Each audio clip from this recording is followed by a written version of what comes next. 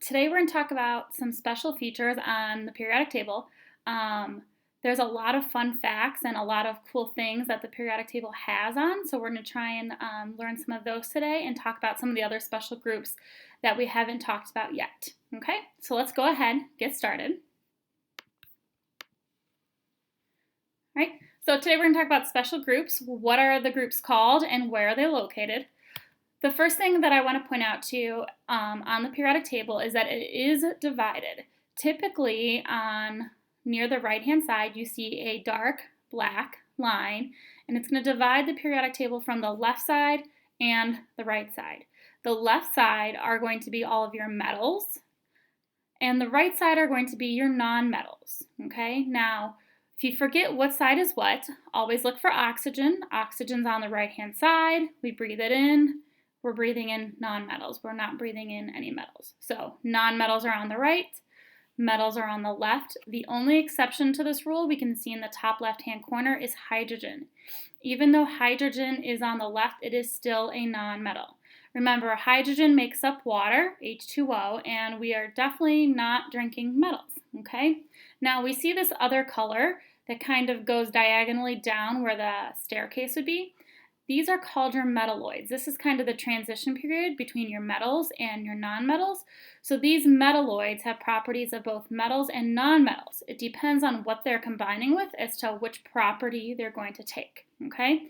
So always remember metals on the left, nonmetals on the right, only exception, hydrogen, okay? All right, the first group that we're going to talk about today are your alkali metals. They are in group 1 on the periodic table. They are part of the S block. They're going to react with water to form alkali solutions, which is very basic, and they're highly reactive and will have 1 valence electron. So what does this mean? These are your alkali metals in group 1. Notice that hydrogen is not part of it because hydrogen is not a metal. As you move down this group, remember groups go up and down, periods go left to right. So as you move down the group, they become more and more reactive. So they will react highly or very quickly with water. Okay, the farther you go down, the more reactive they are. Some examples of this are in this video. If you want to take a couple minutes, you can always watch the video on your own. You can click on the link. Okay. The next group we're going to talk about are your alkaline earth metals. They are metals, so once again, they're on the left. They are part of the S block as well. We'll talk about the S block, the P block, the D, and the F block in just a few minutes. These are much harder and denser and stronger than group 1, but they're not as reactive. So it's going to be a much harder metal, and they will have 2 valence electrons because they are in group 2. Okay. All right. The next one we're going to talk about is that midsection. This is your transition metals. This is your D and your F block, and the properties are going to vary. So these are all the metals that are in the middle here or at the bottom. The properties vary because there's so many different metals in here. There's iron, there's copper, there's zinc, there's gold, silver, mercury. That's where your einsteinium is, your plutonium, your uranium, your tungsten, your scandium. All those metals are in the middle or at the bottom here. There's so many different ones that they all have different properties, okay? So let's keep going. You can come back to watch any of those videos later. I'll post the link for you in the week's assignment, okay? The next one, now we've moved to the right-hand side of the periodic table. We're in group 17, it's right here. So group 17 is your P block. They are going to combine with metals to form salts. So this is where you get your NaCl, your sodium chloride from. And since they are part of group 17, they're going to have 7 valence electrons, okay? All right, moving on to group 18. Group 18 are your noble gases. We mentioned noble gases when we were doing shorthand. You always came back to them when writing them. They are part of your P block. They are very unreactive. They are fine hanging out just by themselves, okay? Most of the time they are often found alone. They don't need anyone to bond with, so they're very stable as they are because they have the 8 valence electrons, okay? So remember our noble gases are here. Helium is included in the noble gas, which is why it's always located on the right side of the periodic table. The only exception helium has, remember, is that it only has 2 valence electrons, not 8, okay?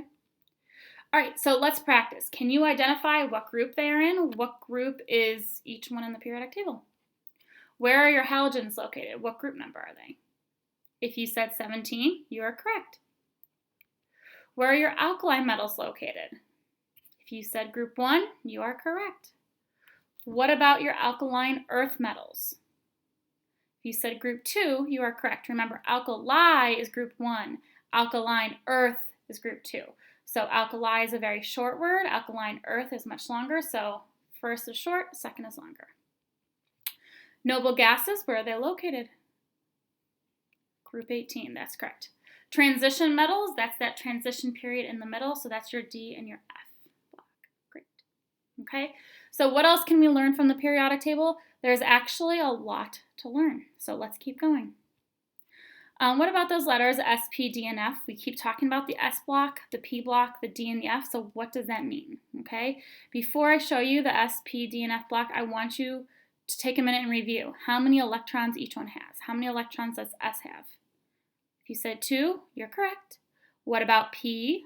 P is 6, D is 10, and F is 14. Great. So now S, P, D, and F. We just said that S has 2 electrons. So this is your S block.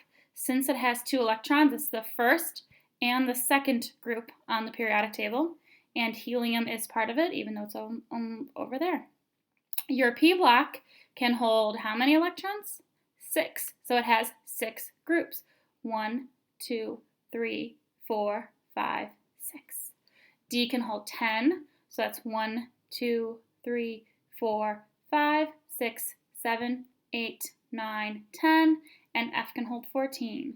1, 2, 3, 4, 5, 6, 7, 8, 9, 10, 11, 12, 13, 14. So that's why S can hold 2. That's why P holds 6, D is 10, and F is 14. So how can you use this? When you're writing your electron configuration, it can take you directly to the ending. You know what it's supposed to end in, okay? So here we have our 1S's. These numbers, remember, are your periods. So this is the first period, second, third, fourth, fifth, sixth, and seventh, or your energy level. Remember, there are 7 energy levels from that flow chart. So when we did our flow chart before, we went 1S, then we went 2S, then we went 2P, then we went 3S, 3P, after 3P was 4S, after 4S was 3D, 4P, 5S, 4D, and it keeps going. This is your flow chart. It follows it in order. So there was a reason the flow chart was set up the way it was. Now, everything is 1 through 7, 1, 2, 3, 4, 5, 6, 7, with the exception of your D block in the middle. The D block is always 1 less than the outside. So here it's the 4th period down, but in the middle it'll be 3. It's the 5th period down, but it'll be 4. Okay, so it's always 1 less. And F is always 2 less. Okay, so let's try some. Let's try those electron configurations and see how they all relate together. Now, if you need help with this, please feel free to reach out. It does get a little confusing for some people. Okay, so we have 1S, 2S, 2P5. So here we have 1S. Here we have 2S, so this is our 2S1. This is our 2S2. Then we go to 2P5. 2P1, 2, 3, 4, 5. And we know it's fluorine. Okay, so anything in this column is going to end in P5. Anything in this column will end in P6, with the exception of helium. Let's try another. All right, our next one says 1S2, 2S2, 2P6, 3S2, 3P3. So we have our 1S, we have our 2S2, we have our 2P6, we have our 3S2, then we hit 3P. Now it's 3P3, so 3P1, 3P2, 3P3. It's phosphorus. How'd you do? Are we catching on? All right, let's try another one.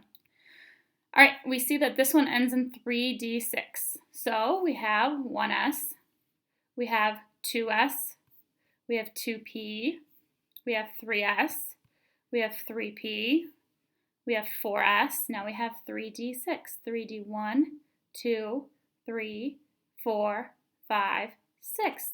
It's the 6th one over, and it is iron. So anything here will end in D6.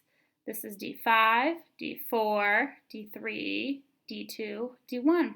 And then all the way on this side would be your D10. Great. Okay, let's try some without the labeled periodic table. So I took all the S's, the P's, the D's, and the off, but I did leave the period numbers. Okay, so this one has 1s2, 2s2, 2p6, 3s2, 3p1. So it is 3p1. So we count down the third period, period 1, period 2, period 3. We know it's the P block, so we know it's going to be over here. And we know it's P1, so it has to be aluminum. Because it's 1, 2, third down. This is our P block and P1.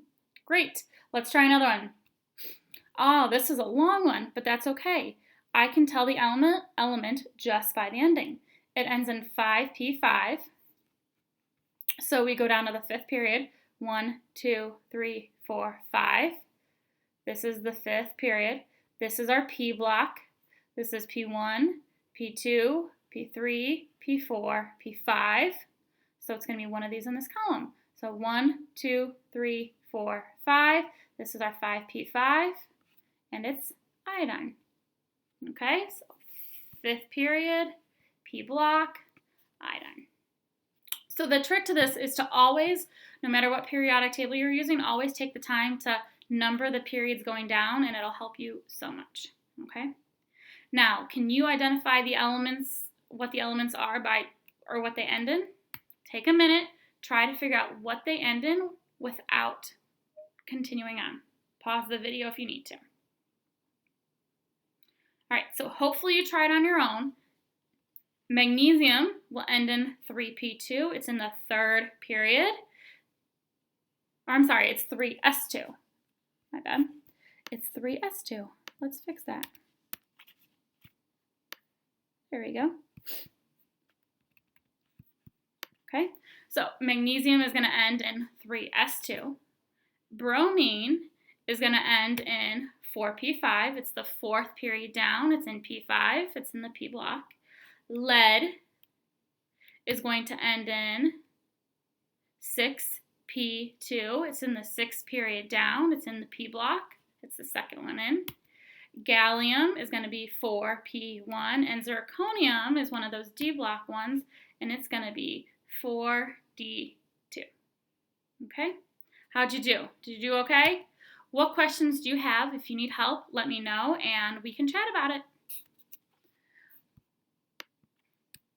I hope everything's going well for you guys. Let me know, reach out if you need help. We can set up a time to chat.